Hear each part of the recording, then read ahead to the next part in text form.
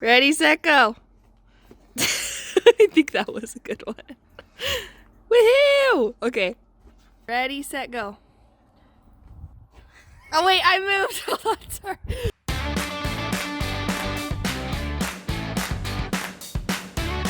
Okay, you're probably wondering, what in the heck was all that about? What is he jumping up and down about? It's 28 degrees when I went out this morning to check on the rabbits and the chickens and the quail. It's like shorts and t-shirt weather, man, after being in the -9 and sub-zero temperatures for 3 or 4 days. We had -9 2 days in a row and sub-zero a couple other days than that. And then it kind of has gradually gotten up to where now the last day or two it's been in the high teens, 20s. And one thing I've noticed about my automatic heated watering system is the pipes never froze up, even when it was -9 for a couple days in a row. Just the actual nipples themselves, if you saw in that video, had to kind of clean the ice out of it and free them up so they could get water. And as long as it was in single digits or below, I had that freezing up. And when it was really cold like that, I had it. I was cleaning it out like that. Morning and night is probably all I would have needed, but I was doing it morning, midday, and night just to make sure they all had plenty of water. But as soon as it got up, 10, 11, 12 degrees, then after that, Fahrenheit, then I didn't have any more issues. It stayed thawed out, and the birds had plenty of drink. So I guess the heated automatic watering system kind of got me lazy because I'm just so excited that I don't have to go scrape that thing out when it gets that cold. I've gotten some comments on that heated automatic watering system that I wanted to mention on some ideas to make it so even the nipples don't freeze up when it's sub-zero temperatures like that. Some really good ones. I'd mentioned in the last video that the rabbits never froze up, and I thought that it might be because of having whenever it's the coldest, I would pull that, especially if there's any wind, I would pull the tarp down over the front, the plastic, so to kind of keep them out of the wind, the rabbits.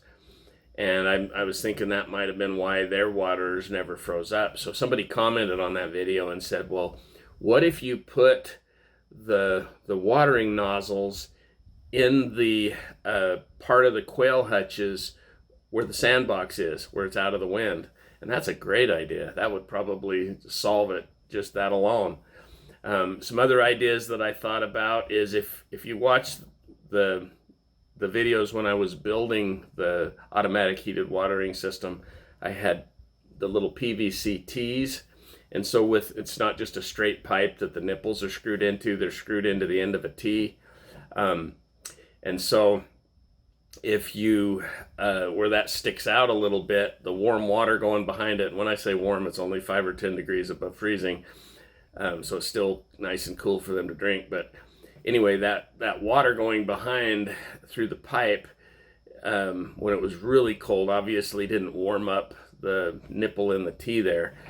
And I know some people that have built similar systems have just used the straight pipe without the T, drilled holes, tapped them, and screwed the nipples right into the pipe itself.